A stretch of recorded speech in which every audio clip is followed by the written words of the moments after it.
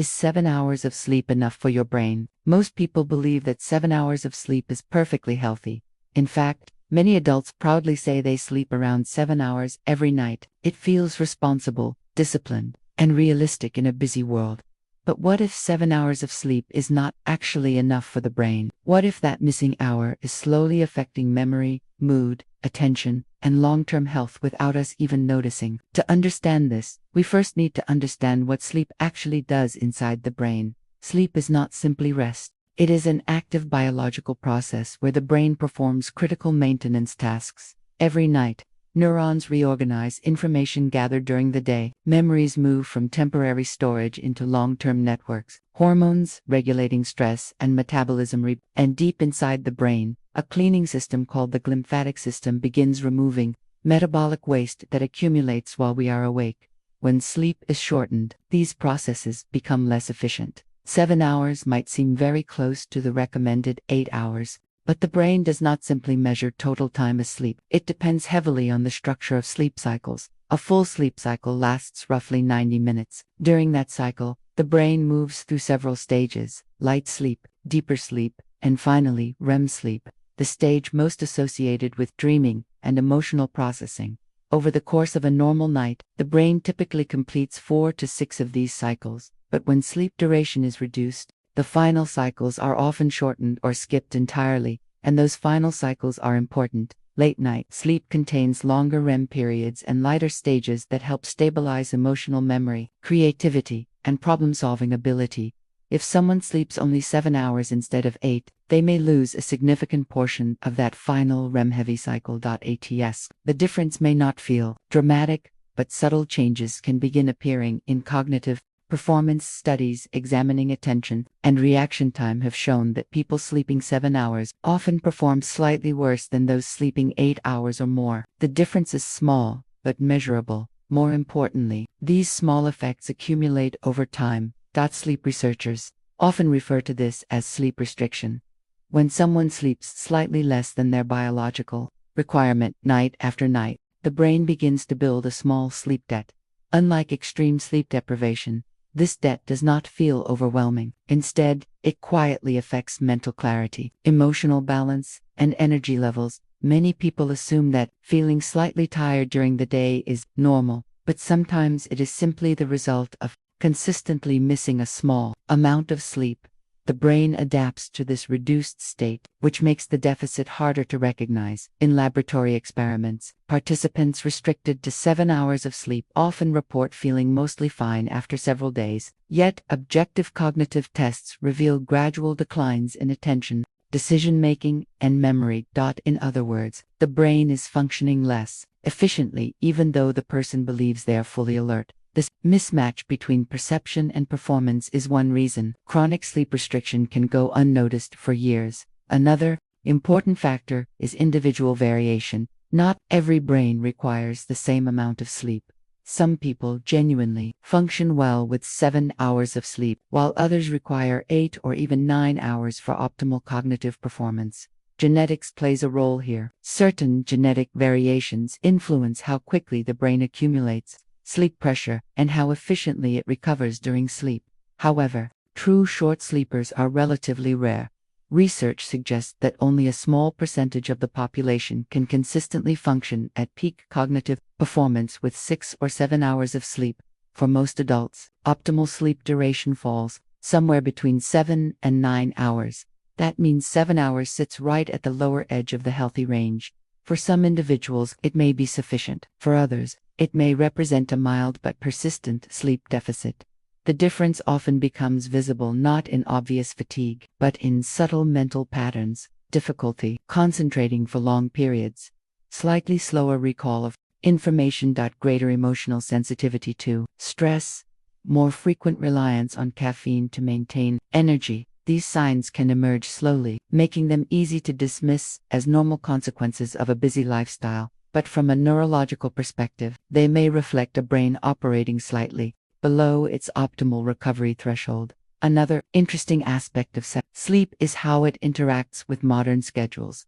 Many people aim for 7 hours simply because it fits into their routine. If someone wakes up at 6 in the morning, They may aim to fall asleep around 11 at night, but sleep timing is influenced not only by schedule, but also by circadian rhythms. If someone goes to bed later than their biological clock prefers, they may spend more time in lighter sleep stages and less time in restorative deep sleep. In that case, even 7 hours in bed may not translate into 7 hours of effective recovery. Sleep quality and sleep timing matter just as much as sleep duration. This is why some people sleep 7 hours and feel completely refreshed, while others sleep the same amount and wake up feeling slightly exhausted.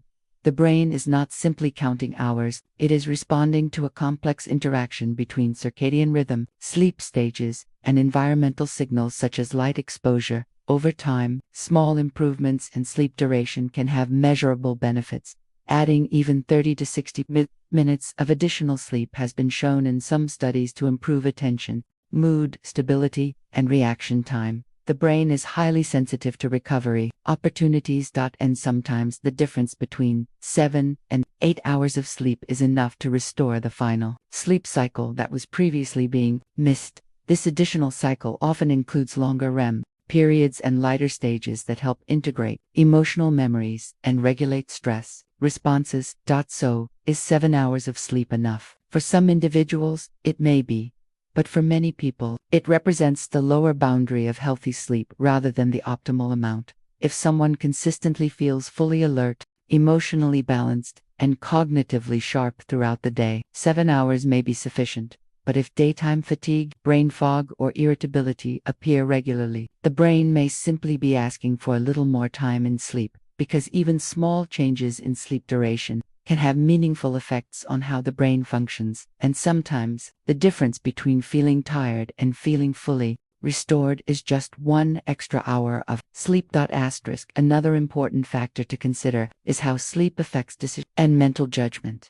When the brain is slightly underrested, even by 1 hour per night, subtle changes begin appearing in the prefrontal cortex. This area of the brain is responsible for planning, focus, impulse control, and complex reasoning. In studies where participants slept 7 hours instead of 8, researchers observed small but consistent differences in cognitive control. People were slightly more likely to make impulsive choices, slightly slower when solving problems, and more easily distracted during long tasks. Again, the difference is not dramatic after a single night, but the brain works through accumulation. When 7 hours becomes the nightly norm over weeks or months, these small changes can gradually influence productivity, emotional resilience, and even learning ability. Sleep also plays a crucial role in regulating the brain's emotional systems. During REM sleep, the brain processes emotional experiences from the day and helps reduce their intensity. This process allows people to wake up with clearer emotional perspective. When sleep duration is shortened, REM sleep is often reduced as well. Over time, this can lead to stronger emotional reactions to stress and a lower tolerance for daily challenges. Many people who regularly sleep 7 hours report feeling mostly fine, yet they notice subtle changes in patience, mood stability, or mental energy. These changes are rarely dramatic enough to be alarming, but they reflect the brain operating slightly below its optimal recovery level. The interesting aspect of sleep duration is how it affects learning and memory consolidation. During sleep, particularly during deep sleep stages, the brain strengthens neural connections related to new information. This is why sleep is so closely linked with studying, skill development, and long-term memory formation. If sleep is shortened by even 1 hour, the brain may have less opportunity to fully stabilize these neural connections. Over time, this can affect how efficiently new information is stored and recalled. In other words, the brain may still learn, but the process becomes slightly less efficient.